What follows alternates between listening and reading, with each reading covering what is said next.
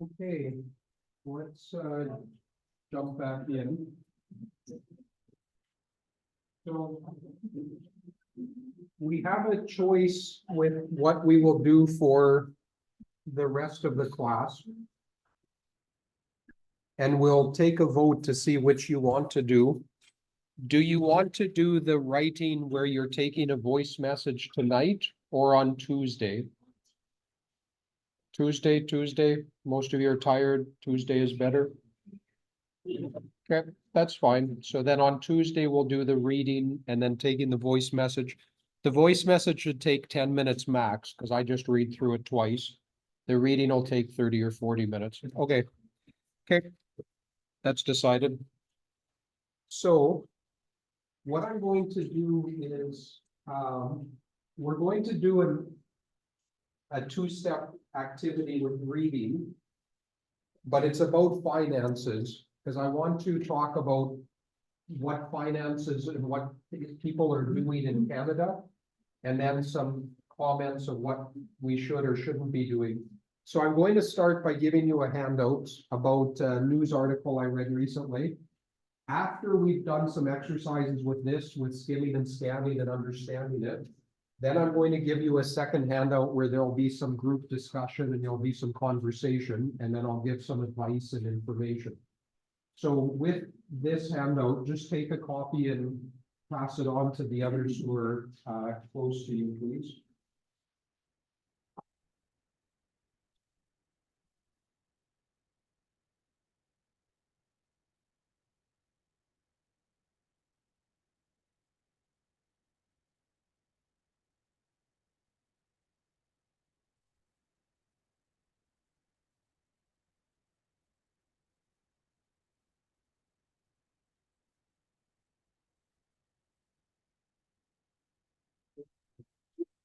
Okay, does everyone have a copy? Okay.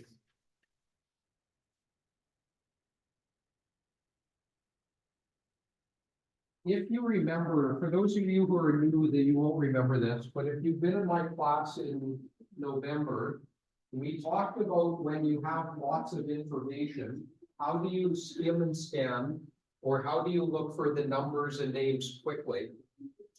And usually what students do if you're looking for names or numbers is you start going across and you look for the names or numbers. What I'm suggesting, or we've practiced in the past, it's easier to look down 3 or 4 times rather than to go across 30 times. So what I'd like you to do to make it a bit easier, take your paper and fold it into 3. Okay, so fold it together so that it's in 3 parts.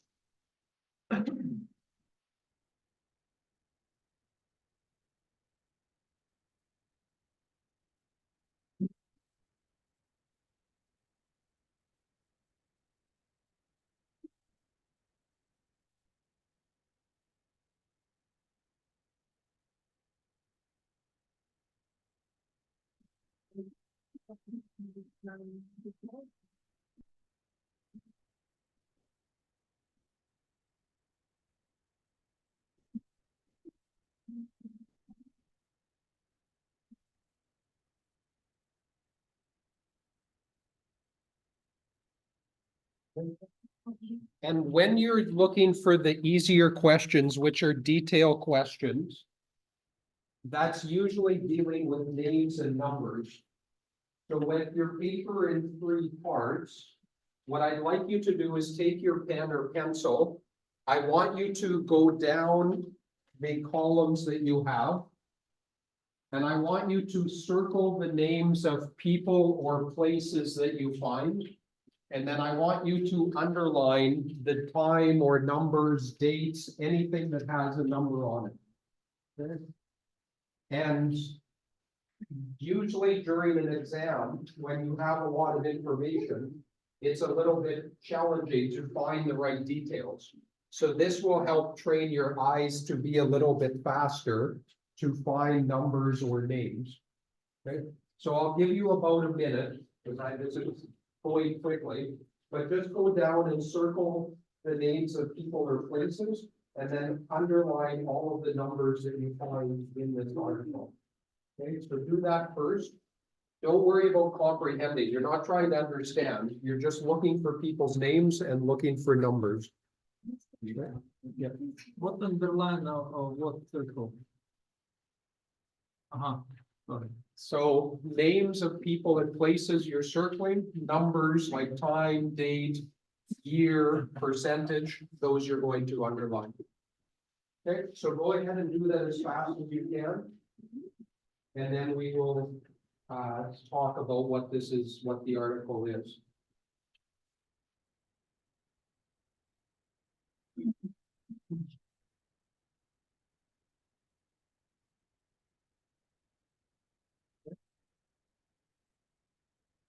So if you go across, then you're going across 30 values. If I would go this down, because then you just go down 3 or 4 times. Like this. Right. Exactly. Okay, so I don't need to- any numbers. So you're just circling numbers, it's a speed, it's a thing to go quickly. Circle numbers and names. So circle numbers, circle the names, underline the numbers.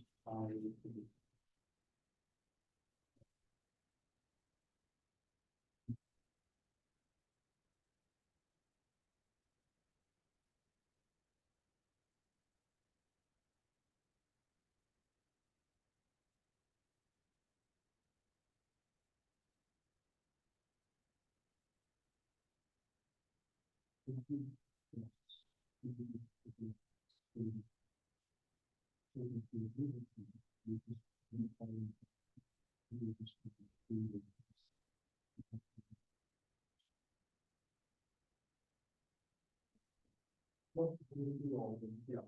So go down the first column, then go to the middle, and go down the second, and then go to the third. Right, so names and numbers.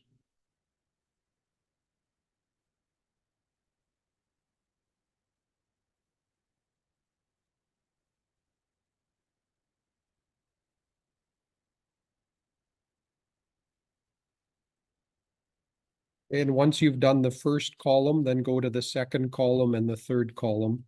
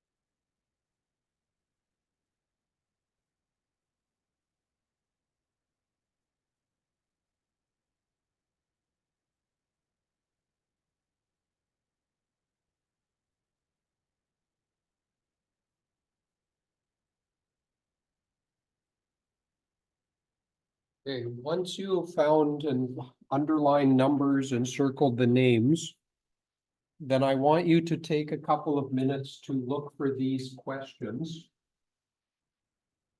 And all of these questions are dealing either with names or numbers that you've underlined or circled. So you're not reading everything on the paper. You're just reading some of what you underlined or circled. Look for those people's names and the numbers that I'm looking for, and then write down your answers. So go ahead and answer those 7 questions now, please.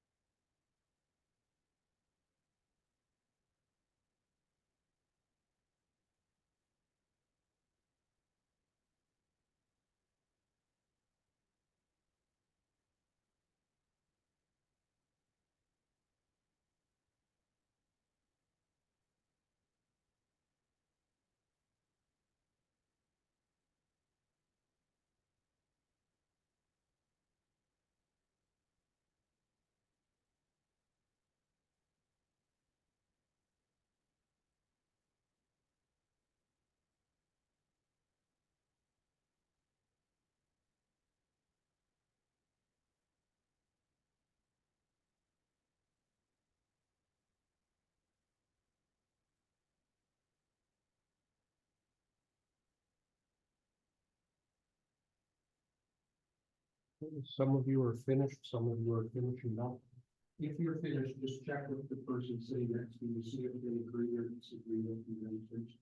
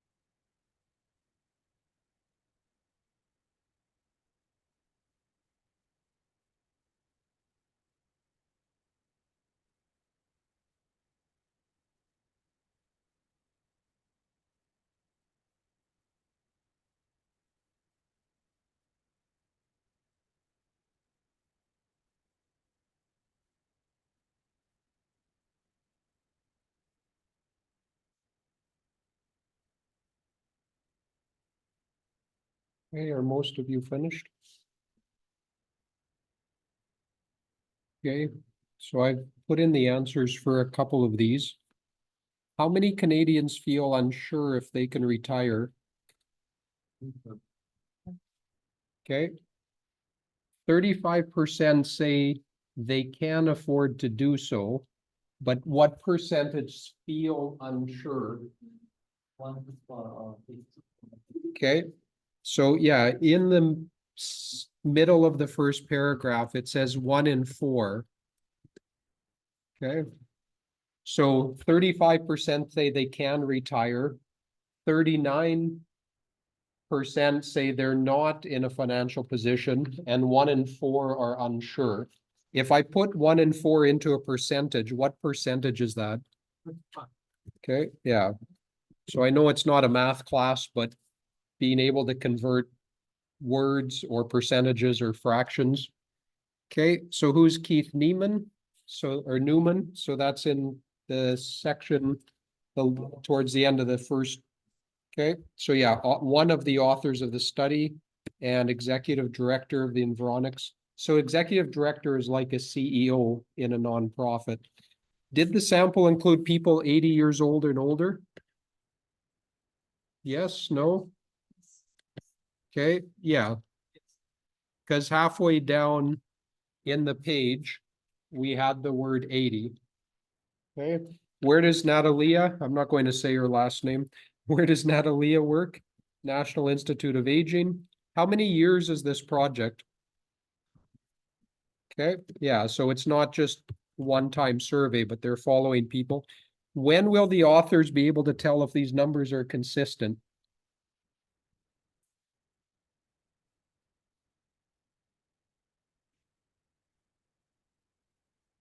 Right. Okay, so hopefully in the next few years. So there's a couple of things I just want to comment on before we talk about the material. Sometimes students say, well, why are we doing this? If you look at exams or IELTS or CELPIP or TOEFL, usually they have longer passages that are sometimes a bit confusing. But they always have 35% of questions are going to be detail questions. So times, names, numbers, places. So when I talk about the 5 steps in reading, I talk about read the questions first, do the easy questions, because every question is worth 1 point. So if you get a really hard question or you get an easy question, do the easy questions first. So when I look at an IELTS exam or a CELPIP exam, let's say in the first passage, which is a bit easier to understand, usually 2 or 3 out of 8 or 9 questions will be just numbers or names. So you have to scan through quickly and practice scanning in order to find those details. Okay, and for those of you that joined me in January, February, we haven't spent a lot of time on this, but in October, November, I had lots of exercises helping students with this. Even when we're doing the map with Banff or with Niagara Falls or other places, practicing and getting better with your skimming and scanning. I think I closed it now. Yeah, I did. But the map that we had earlier for your, that we were using for the directions, even with these types of skimming and scanning for reading, that would help you find some of this easier. Because for some of you, you had no strategy. You're just looking everywhere. But if you kind of look across the top and then look at the bottom, or you go down, that would help you more quickly find some of those pieces or places. Anyway, that's the first thing with that. So now, after you've read and identified and answered easier questions, then we look, a second step in reading is comprehension. So understanding parts of this. So first of all, what is my title in this article? Okay, what's the title? Okay, yeah, so at the very top, only 35% of working Canadians age 50 and older can afford to retire. What are the headings in this section? What headings do they have?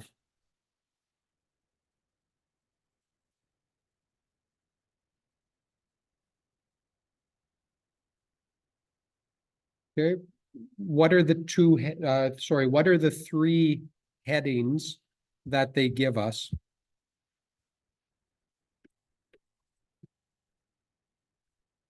Okay, yeah, so retirement preferences, financial well-being, and then research part of 10-year project. So if they're talking, if I see a question, because when I look at those sections quickly, if I see a question that's asking me about retirement preferences, what they want to do, what do they prefer, I'm not going to spend a lot of time looking through this whole paragraph. Instead, I'm just going to go down to that section, and now I will read this section more carefully. Okay, same with the research part of the 10-month project. It gives me a bit of details, kind of ends up in some of that section. So then I would just drop down to that section. So what is this saying? Because this will lead us now into our conversation about money. So when I'm looking at this, in the first paragraph, it gave me 3 percentages. So with the 35%, I'm just going to make this much bigger. Okay. So what did it say about the 35%? They can. What can the 30 can afford to retire? So what does that mean?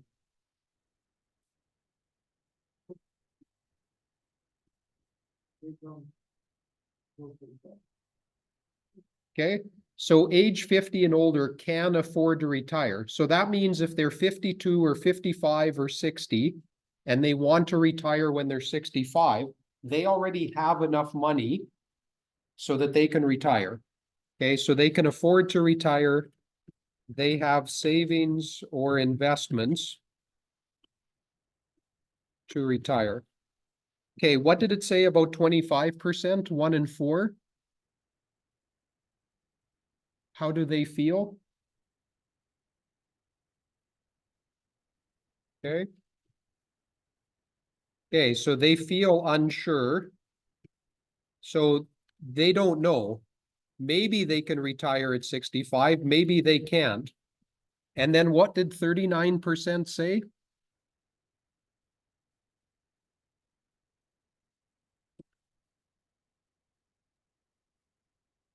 Okay. Okay. Sometimes when I read statistics in newspapers, I get frustrated.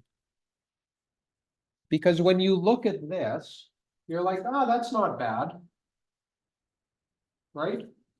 A third, or a third, 25% and 35, 40%, that's not bad. But if you look at these numbers, what it's really saying is 65% of Canadians can't retire when age 65, or they can't retire comfortably. So that means if you look at the class here, there's 20 of you. So 12 or 13 of you, if you're 55, 52, 58, you can't retire in 6 or 8, 10 years. That's scary. And so we're going to go into a discussion about what we've been taught about money and how we handle money. But the reason I'm very passionate about talking about finances is you have come to Canada. You're going to be told by the government and the banks and people around you, here's what you do to be wealthy and successful. But if you look at what Canadians are doing that they're going to tell you, they're not wealthy or successful. So you have to look at and say, okay, you're telling me do A, B, and C, but 2 out of 3 of you are not wealthy and successful. So there's something wrong with what they're going to tell you in general. So let's move into a conversation about this, and then I'll share some more details. I have 3 pages here. We're not going to have time to go through all 3 pages within this, but let me just give you, we'll probably go through some or most of the first page, and then we'll look at, some of the other information in the next few weeks. And I will talk about taxes at the end of February as well. Because I know that that will be coming up for all of us. No, you're babies. So that'll be coming up for all of us, to deal with. Okay, you guys all, okay. I'm sorry.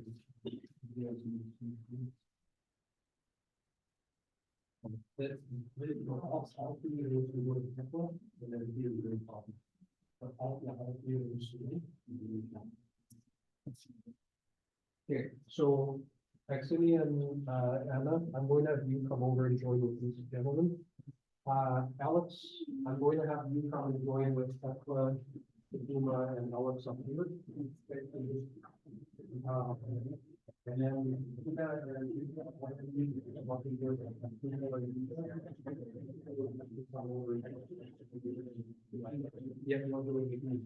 So there's a couple of questions at the start, 1, 2, 3, 4. Okay, so in your group of 4 or 5, just go through those questions. I'll give you about 10, 12 minutes to discuss with those questions.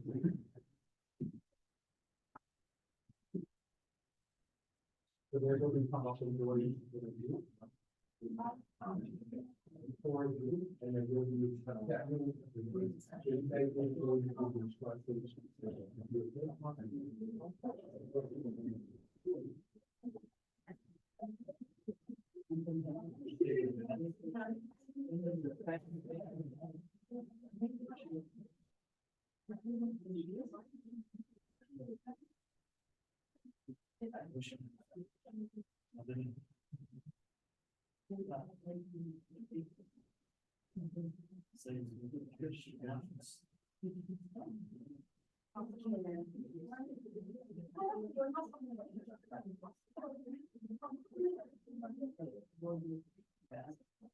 We write here the answer one.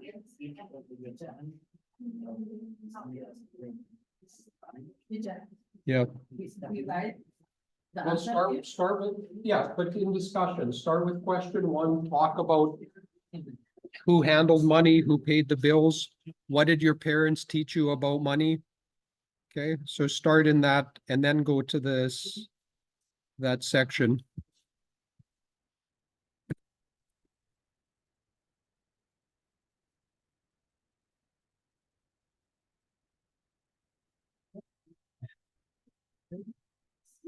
So start with question 1 and just chat about who paid bills, and we talked about it, what did they tell you? And what are the savings? Do you worry about money? That's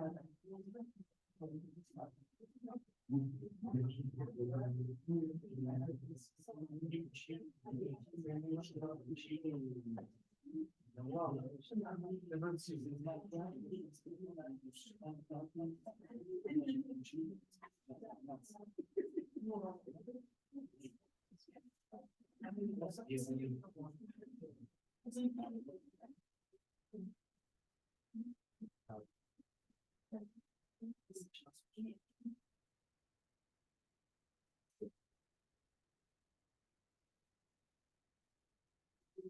answer it.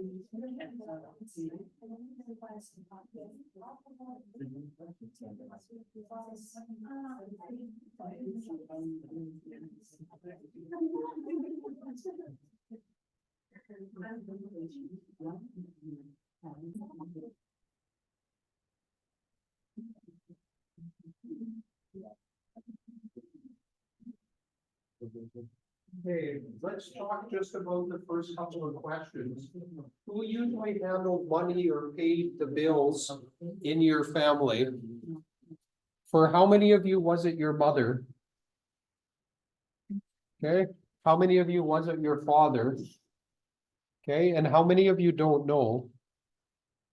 Okay, or both. Yeah, it could have been both. Okay, so I guess there's 4 choices.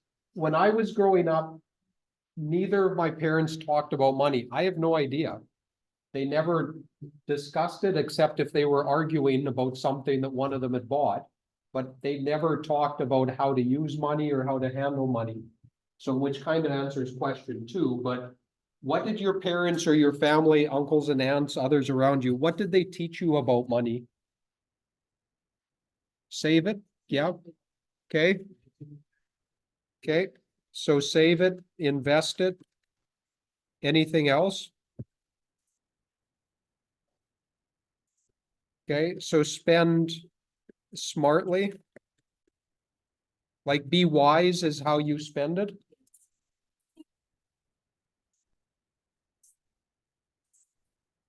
Right. Yeah. Think before you spend. Don't.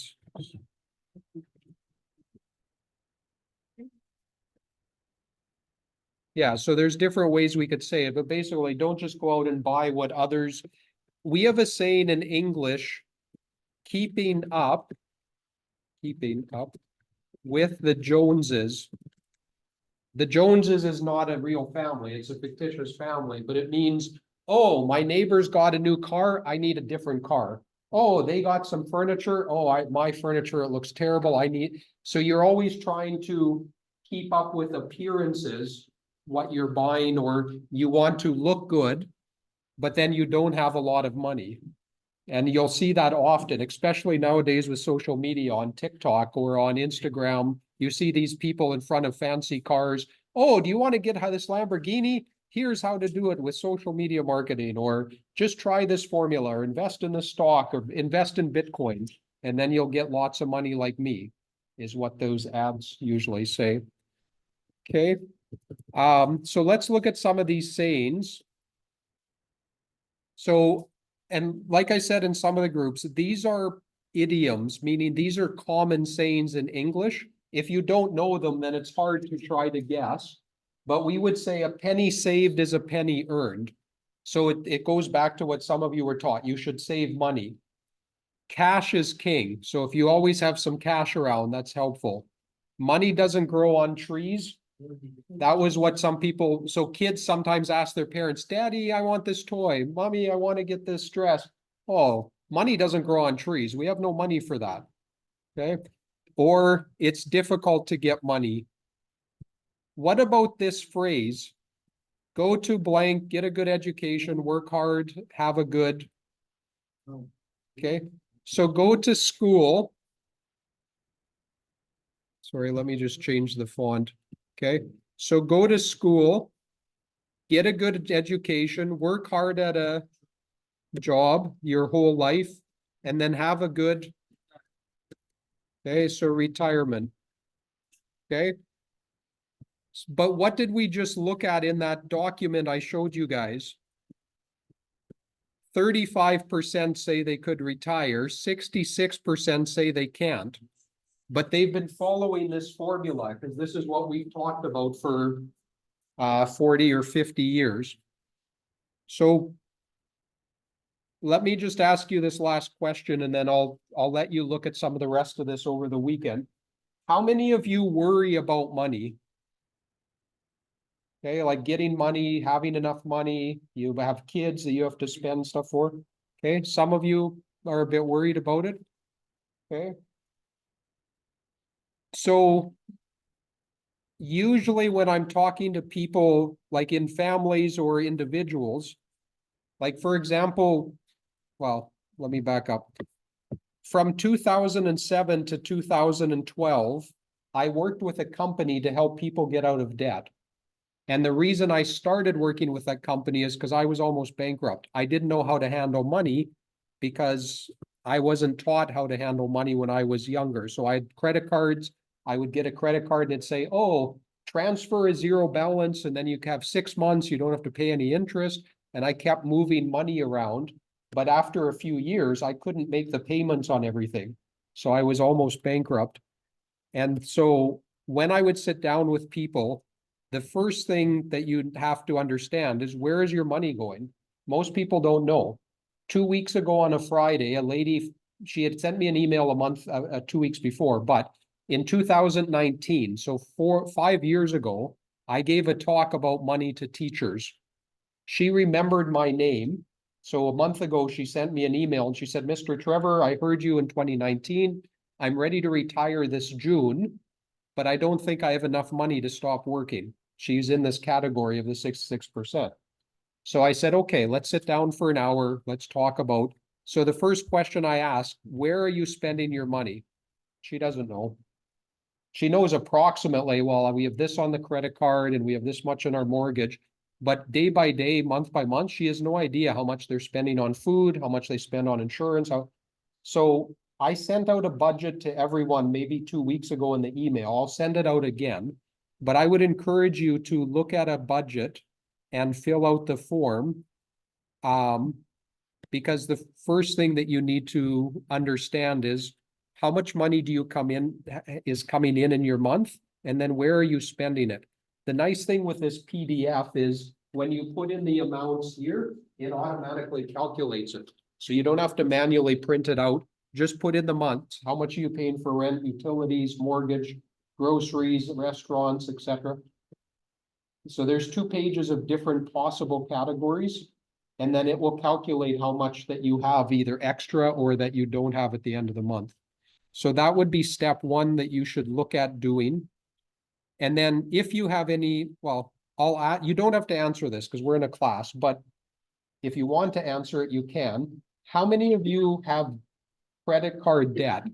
Like how many of you have money on your credit card that you haven't paid off? Some of us, okay, okay, sorry? Okay, well, the percent is 19.9, yeah. So 19%, 20% basically, yeah, yeah, except they calculate it per day, not per year. So it says 19% per annum, but it actually ends up being more, and I'm not going to go, that's advanced 202, 303 finances, but my question will be, or what you should know is, if you have money in different parts, how much are you paying in your mortgage, credit card, loans, etc.? Because most people, and like this lady, she had about $800 in her credit card. Her husband and her together had another 6,000, but she didn't know which had the percentages on them. You know, so she didn't know if one had 12% or 18 or 24, but that's important because step 1 is to know where your money goes. Step 2 is to have a plan to start getting out of debt. And so that was my next step with her, is to talk about how can she get rid of her credit card debt, which frees up money for other things. Okay, I'm not going to go into more of this, but on the weekend, I would encourage you, I know it's the weekend, you can relax, but I'd encourage you to look at these words at the bottom with the vocabulary, with the finances phrases. I think we might have even done or talked a little bit about this, I'm not sure, but I have vocabulary and then words, because part of this is understanding the words of money, which also understands how we can manage our money more easily. Okay, I'll stay behind if people have questions about the assessment or about the finances. But for tonight, we'll just end off there. Thank you guys for those that brought in the snacks. They were very yummy. It was good to eat that. And then Monday, no class. Tuesday, we will have the writing and the reading assessments for travel. Okay.